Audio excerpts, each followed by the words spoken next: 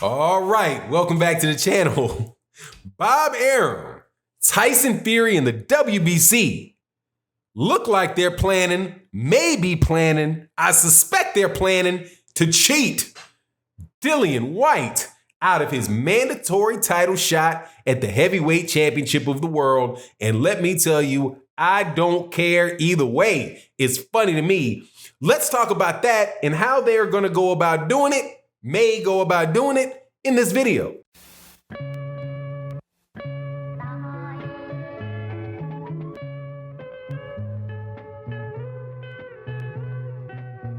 All right, so Bob Arum, Tyson Fury, and the WBC look as if they're about to pull one over on Dillian Whyte. And Dillian Whyte, in my opinion, deserves it, okay? However, despite him deserving it, the way most likely that they're gonna go about this is some super shadiness, but something you should have expected, all right? Now, we've seen them do this with Vasily Lomachenko, that's Top Rank, did this with Vasily Lomachenko with the WBC. And the WBC did this with Canelo Alvarez when they determined that they were such megastars, right? With the ability, I think they said ability to move weight classes might be in it, but this is the WBC, so that, who cares what they actually wrote down? It's going to be what they want to do, and the justification that they have in the first section of their fighter agreement, which is that they can do whatever they want if Mauricio Sulaiman thinks it's in the best interest of boxing, right? So in the best interest of boxing is going to be an argument that Bob Arum has started to make, which is that Tyson Fury should not have to fight mandatories. He should be elevated to what the WBC calls a super champion. Now, I actually hope that they do this. And not because I think it's right, not because I think it's fair, because it's not right and it's not fair, but because it will illustrate the massive hypocrisy of certain boxing fans. Because when this franchise championship popped off, right, and let me explain what the franchise championship is for people that do not know. It's very important for you to understand this. The franchise championship is a duck, is what it is. It is a flat out duck. That's all it is. It is the WBC saying, yeah, you can duck this guy. And in fact, you can duck anybody you want because you make me enough money. That's the franchise belt. If you make the WBC enough money, they will elevate you and say, you're too important to us for us to put you through these mandatories and all that stuff. No, you just keep fighting the big money fights. You keep fighting whoever you want, big money fights. You can move weight classes. You can go up and down. You can do whatever you want. Just give me my sanctioning fee. And the boxer says, yeah, great, no problem. Now, this was done with Vasily Lomachenko by the WBC. When the WBC was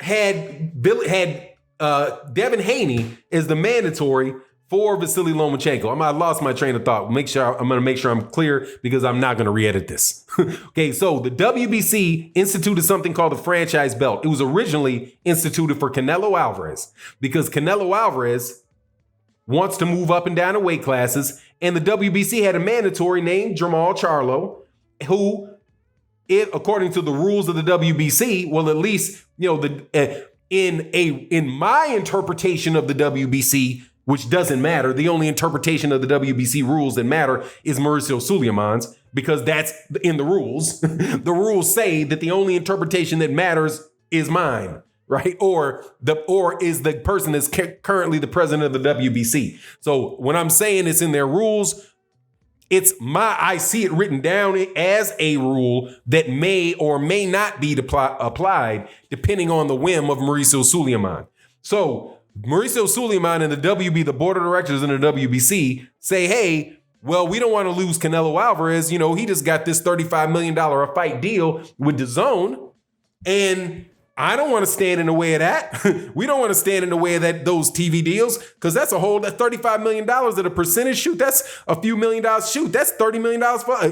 They're not going to get 10%, but say they get 5% of $350 million, right?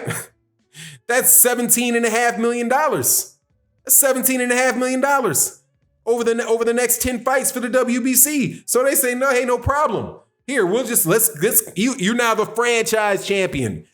Right? So, Charlo, you can have this belt, right? You got what you worked for. Here you go. Take that belt. Now, ain't nobody there's gonna be a whole lot of people that don't respect that belt because I gave it to you that way, which pretty much kills the momentum of a fighter's career who's looking to beat the top money guy, right? Same thing happened with Vasily Lomachenko. Devin Haney did everything he was supposed to do, right? According to the WBC to get ranked to become the mandatory.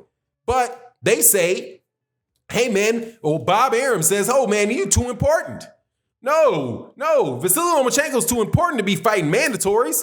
I mean, what is this? That's a waste of time. A waste of whose time? Bob? It ain't a waste of Devin Haney's time. It ain't a waste of Jamal Charlo's time.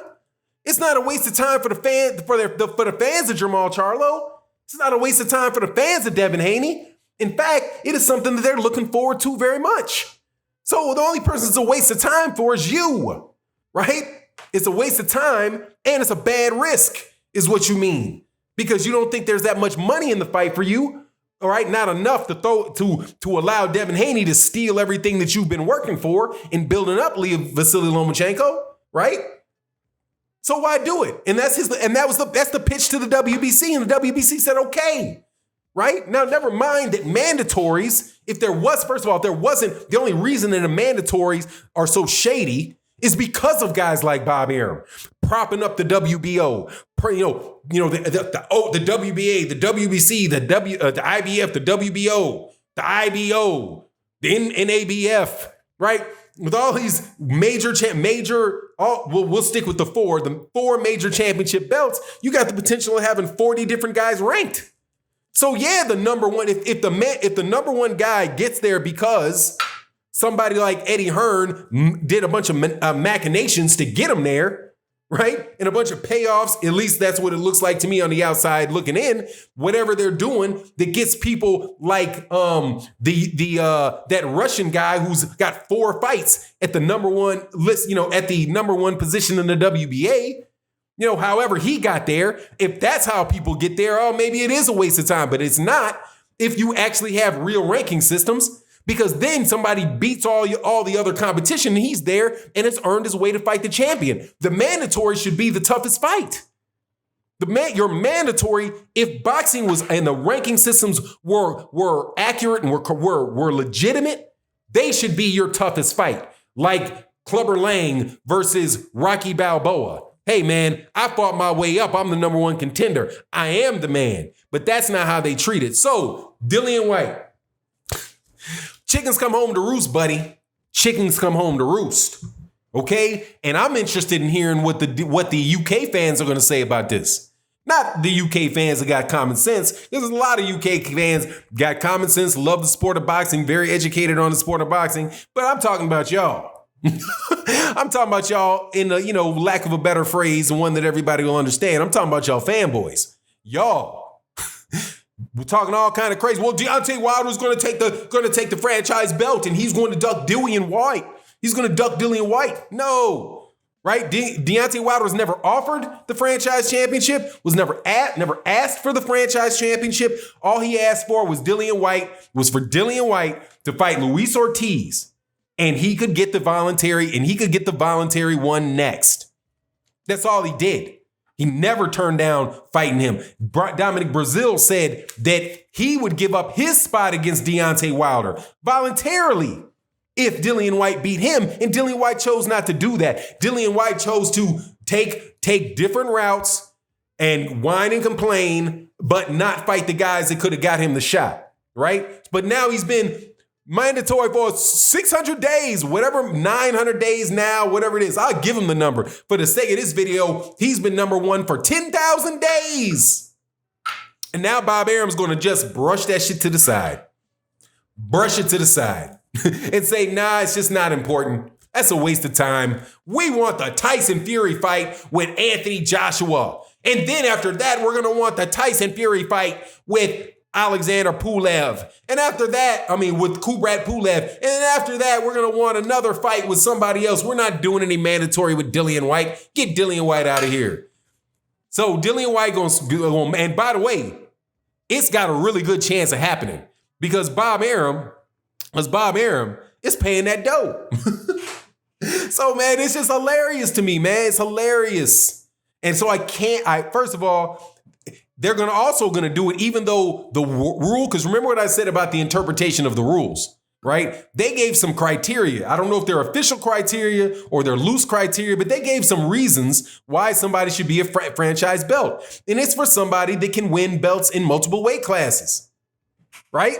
Well, guess what Tyson Fury cannot do? He cannot win belts in multiple weight classes. It's impossible for him. He weighs 300 pounds. What's he going to go down to 109? What's he going to do, fight at cruiserweight? He can't fight at cruiserweight. He'd have to cut off a leg and an arm. He'd have to lose all of his weight and cut off an arm, cut off at least one arm to get down to 190 pounds. So we know multiple weight classes are out of the realm of possibility for Tyson Fury. But you know what the WBC very well might do? Doesn't matter. Because we're doing it for the greater good of boxing, right? Sorry, Dillian. Because remember what the greater good of boxing means. The greater good of the WBC, right? Oh, it's for the greater good of boxing, right? Well, how do you determine what's for the greater good of boxing? Oh, what's for the greater good of the WBC? And since we're a for-profit organization, we're looking to make money, we're paying bills, we need money. So we're just going to take the fights that are the biggest fights. And anybody that might have earned their way, you sit down and hope it comes out for you someday. You know what I mean? Or move up in weight. Look at what's happening to Devin Haney. Look at the debacle that the WBC lightweight belt has been going through over the last year with the Vasily Lomachenko gets elevated to the franchise champion. Devin Haney moves in. Devin Haney gets a boo-boo. The WBC says, you got a boo-boo. You got to get out, right? So then they end. It's ridiculous. Then Devin Haney starts talking about black folk, and they go, oh, shut up, Devin. Shut up. You can have my championship back, but I don't need you here. You talking about it. Don't say anything that might bring up that. It's crazy. But anyway, that's my take on the matter, man. Dillian, you deserve it too. Because of them juicing. I know that is not proper English, but because of them juicing, you deserve it for loading up them gloves, and popping them pills. Anyway, it is what it is. And with that, I'm out. Peace.